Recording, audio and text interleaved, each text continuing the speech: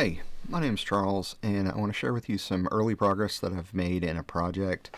What I'm working on is replicating the functionality of the Daisy Seed Pod, synth instrument into the AE Modular Synth format. So design goal here is, you can write software for one and use it on the other. Use other people's software. If it's been written for the pod, use it in AE as well. So let me show you what I've got going on. So I'm going to switch over to the desktop and either show you or remind you what a Daisy pod looks like.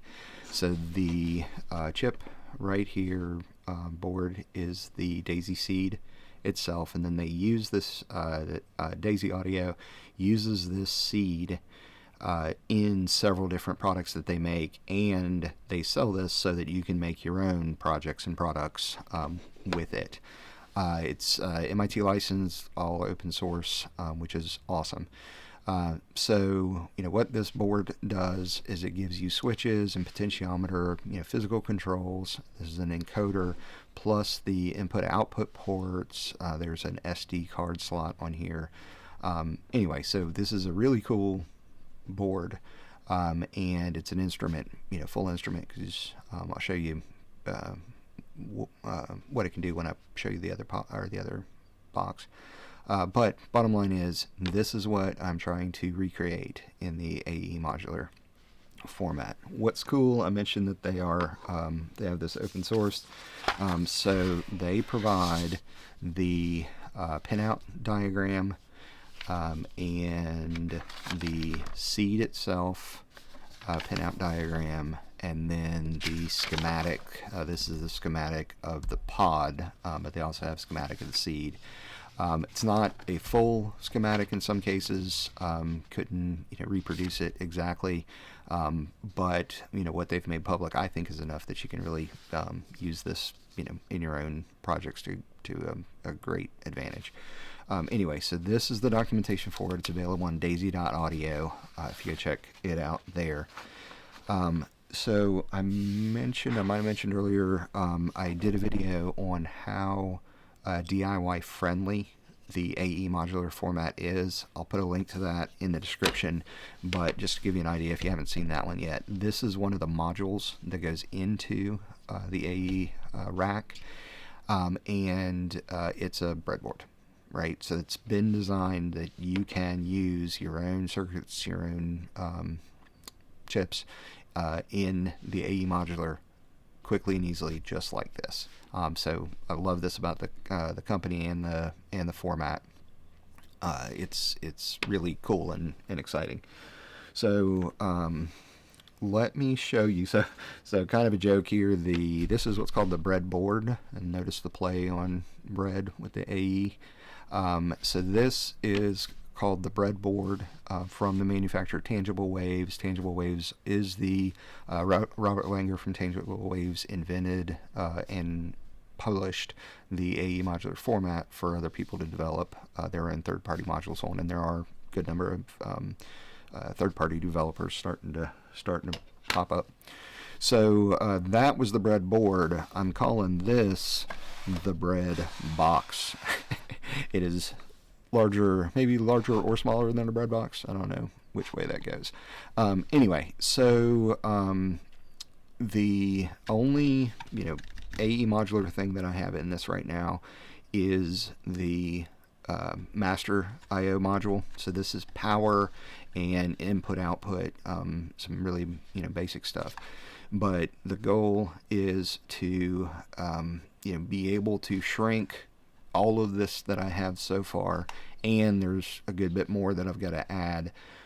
Shrink all this down into this like 2U sized module.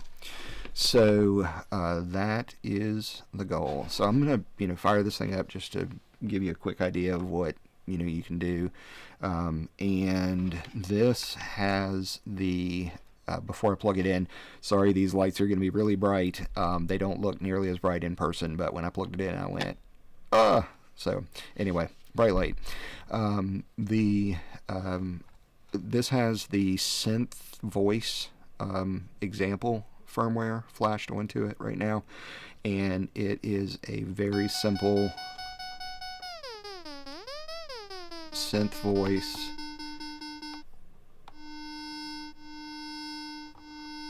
that you can, mess with, play with.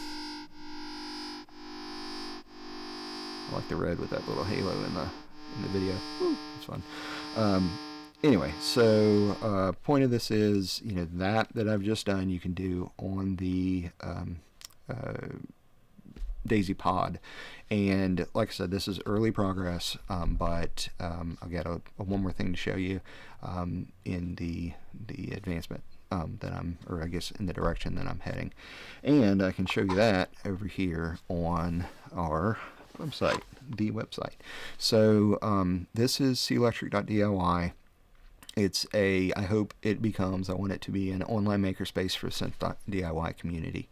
So I have set this up. I've really, it's a framework right now, but by the time you see this video, we might have a good bit of stuff in it. But one of the first things that I'm working on for this is the Spark.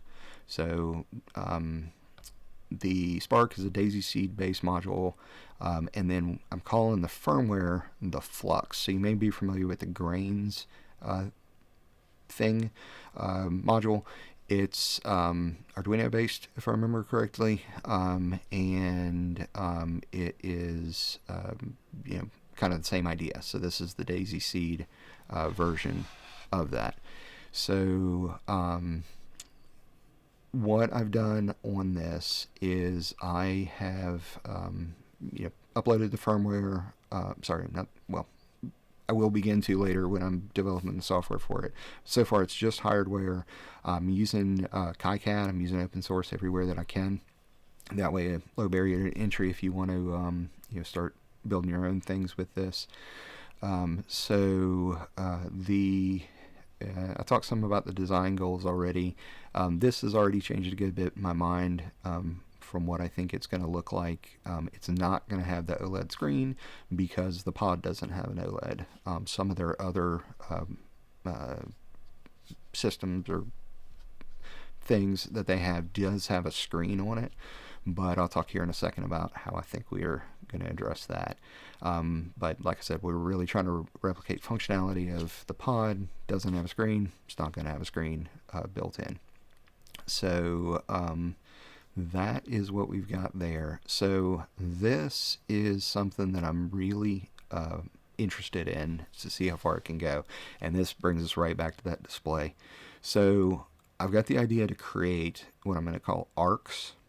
So a major limitation that you have of these, module to do everything is if you want to put software on it that needs more than those, controls that are on it, the physical controls, it's really challenging. So like say that you want to add faders or a display or a touch interface, or, really sky's the limit. And the pod does have some output pins, so you can create additional modules that I think of as daisy chaining away from the Spark or off of the Spark that can do anything you want. And obviously you got to write software to take advantage of those modules, but I think it's a really I appreciate it as an idea to be able to use different physical controls and physical input output and anything else to to expand the capabilities of this. One thing that I want to note, because it's very important if you want to take a look at this and start to jump off of it or develop your own. So I'm licensing this under the CERN OHLS. S in this means strict. Click on this to get more information about it, but the general idea is that it is strongly reciprocal, and you will need to share anything that you create, any derivative of this that you create, share it back with the community. You can build it yourself, you can sell it even as a commercial product, but it's you need to release the improvements that you make so that the community can benefit of it. I've got other things on this website that I intend to develop later that use the what's called weekly reciprocal license, and that means you can use it and optionally share back with the community, and optionally use it in your own products. Still requires attribution, but you're encouraged to share back, but not required via the license. Another thing that I'm doing, and I may come to regret this, but I've thought a lot about it, is I encourage you to call your something that you create the Spark. Don't use the term clectric or even electric because it's too close, but call your thing the Spark. There's another person who released a bunch of stuff in the Eurorack community who asked the community not to use the name of the modules that they created. And that's totally fine. Appreciate that decision that she made. However, there's a lot of confusion now in the community in Eurorack around this module is that module. Some people say, oh, I created a blah, and it's a blah, right? And refers back to the original module. So that module now has two names. If there's a third module manufacturer, it's got 3. Fourth manufacturer, it's got 4. So it just gets confusing about which is which, right? So I encourage you to call it your, pizza Spark, right? Whatever it is that you're, whatever your company name or whatever project you're working on. And then the same thing for, the arcs, description of what it is or what it does, followed by arc, but use your company in there. That's all. And then another, mention about the license here. So the other thing that I want to show you is the repository for FLUX. So FLUX is, again, what I'm calling the software, the firmware that you flash onto the chip.